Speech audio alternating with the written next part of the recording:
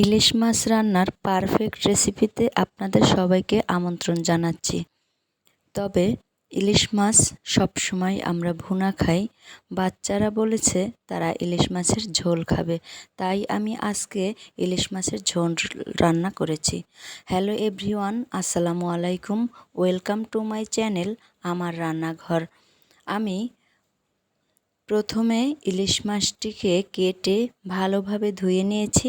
তারপরে তার ভিতরে হলুদের গুঁড়া, মরিচের গুঁড়া এবং লবণ দিয়ে, সাথে একটু সরিষার তেল দিয়ে সুন্দরভাবে মেখে মাছটি রেখে দিলাম 10 থেকে 15 মিনিটের জন্য ম্যারিনেট করে।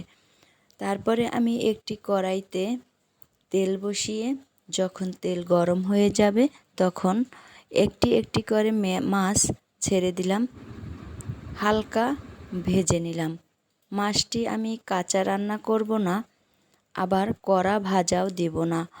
ইলিশ মাছ কড়া ভাজা দিলে শক্ত হয়ে যায়, খেতে ভালো লাগলেও সেটাই শক্ত থাকে, তাই আমি হালকাভাবে একবার তেলের ভিতরে ভেজে নেব।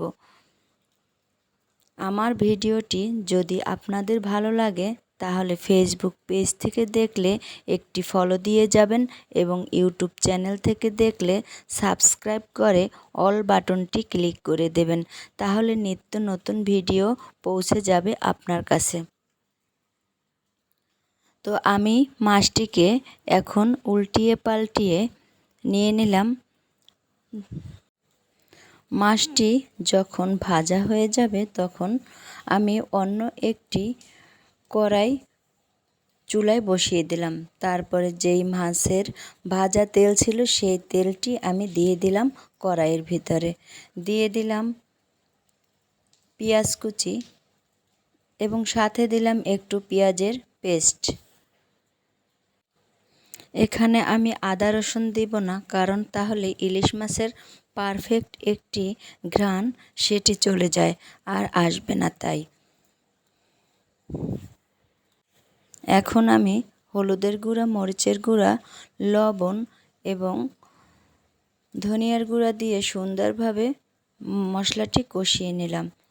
কষিয়ে নেওয়ার পরে যখন মশলার কাঁচা গন্ধটা চলে যাবে তার ভিতরে দিয়ে দিলাম একটু পানি। পানিটি যখন বলক আসবে তখন মাছগুলি ছেড়ে দিলাম। তো 10 মিনিট এভাবে রান্না করলাম। যখন এটিকে পারফেক্টভাবে রান্না হয়ে যাবে, দেখলেই বোঝা যাবে, তখন আমি একটু জিরের গুঁড়া দিয়ে মাছটি উঠিয়ে নিলাম। হয়ে গেল আমার ইলিশ মাছের ঝোল রান্না। সবাইকে আমার সাথে থাকার জন্য ধন্যবাদ এবং পুরো ভিডিওটি দেখার জন্য সবাইকে অসংখ্য ধন্যবাদ। ভালো থাকবেন সবাই। আবারও আসবো নতুন কোনো ভিডিও নিয়ে, দেখার আমন্ত্রণ রইল। আল্লাহ হাফেজ।